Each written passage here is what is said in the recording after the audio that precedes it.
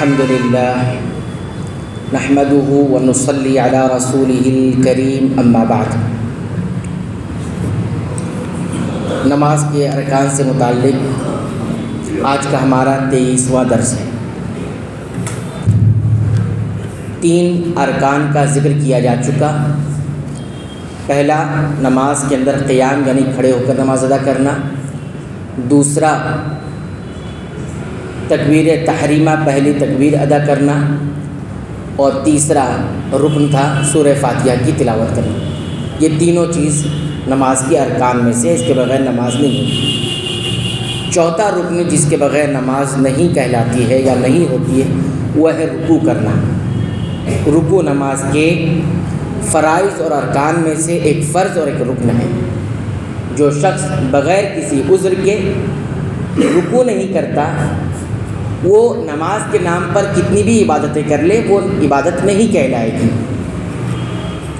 تو چوتھا رکن ہے رکوع کرنا۔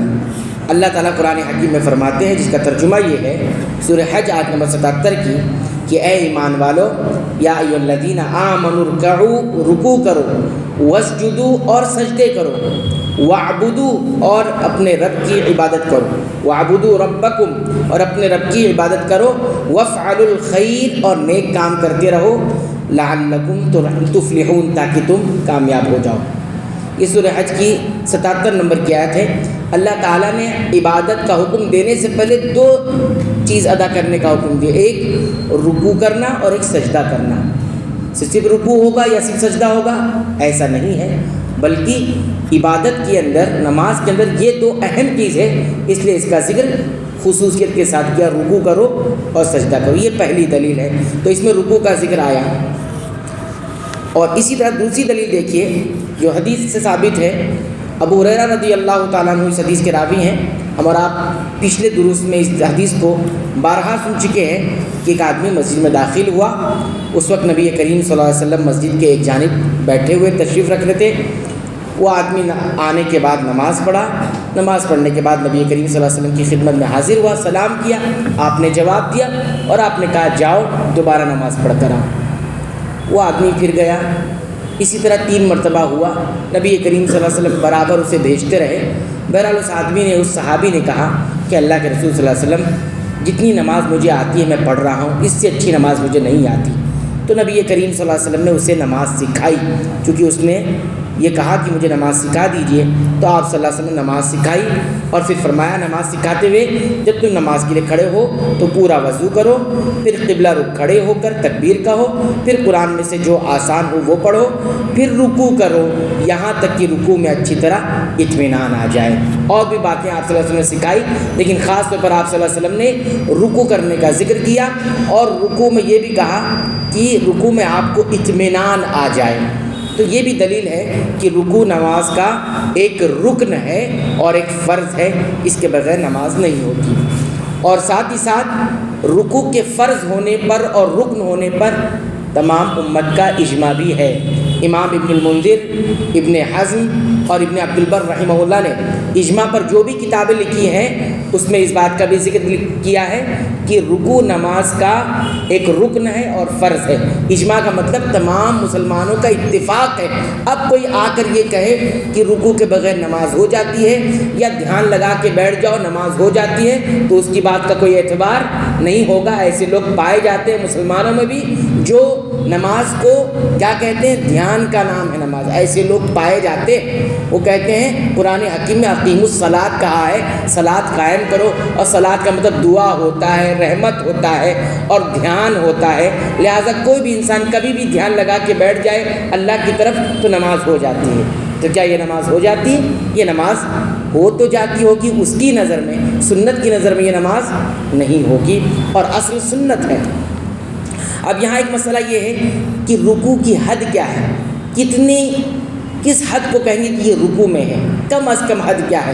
تو علماء نے ذکر کیا کہ رکوع میں واجب یہ ہے کہ آدمی اتنا جھکے کہ اگر وہ درمیانے قد کا انسان ہو، درمیانے قد کا انسان ہو یعنی بہت لمبے ہاتھ والا نہ ہو اور بہت چھوٹے ہاتھ والا نہ ہو، تو ایسا شخص اپنے دونوں ہاتھوں سے گھٹنوں کو چھو سکے، برابر طریقے سے اپنے دونوں ہاتھوں سے گھٹنوں کو اچھی طرح پکڑ سکے، اتنا جھک جائے تو اس کا رکوع کافی ہوگا، اتنا رکوع کم از کم حد ہے اس کی۔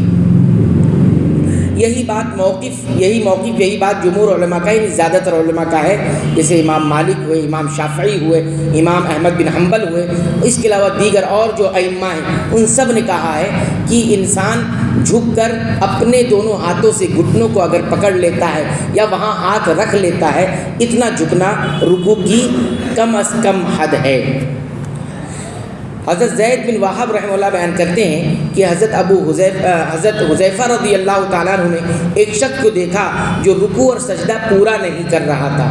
آپ نے فرمایا تو نے نماز نہیں پڑھی، اور اگر اسی حالت میں مر گیا تو فطرت کے خلاف مرے گا جس پر اللہ تعالیٰ نے محمد صلی اللہ علیہ وسلم کو پیدا فرمایا ہے۔ دیکھیے رکوع اور سجدہ برابر نہ کرنے کی وجہ سے صحابی رسول نے اس آدمی سے کیا کہا کہ اگر اس پر تیرا انتقال ہو جاتا ہے تو اس فطرت پر تیری موت نہیں ہوتی ہے جس فطرت پر محمد صلی اللہ علیہ وسلم کو اللہ تعالیٰ نے پیدا فرما دی، وہ طریقے پر تمہاری موت نہیں ہو رہی ہے۔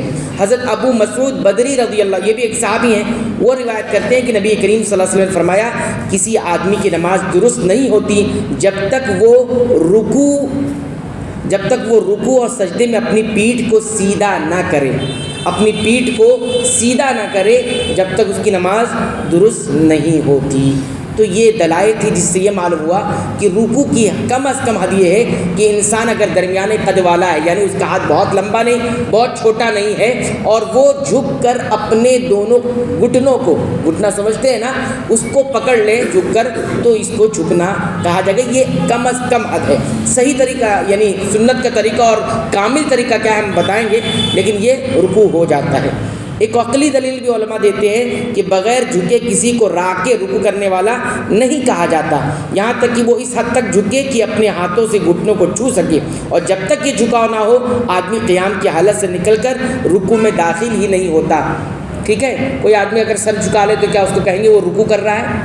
وہ جھکا ہوا انسان ہے؟ نہیں، جب تک اپنی کمر وہ جھکا نہیں لیتا ہے جب تک دیکھنے والے بھی اس کو جھکا ہوا نہیں کہتے ہیں، جھکا ہوا نہیں کہتے ہیں۔ رکوع راکع، جس کو عربی زبان میں راکع رکوع کرنے والا کہا جاتا ہے، جب تک وہ اپنی پیٹھ کو بالکل جھکا نہ لے اور اپنے ہاتھ کو گھٹنوں تک پکڑ نہ لے، اس کو جھکا ہوا واقعی میں کہا جاتا ہے۔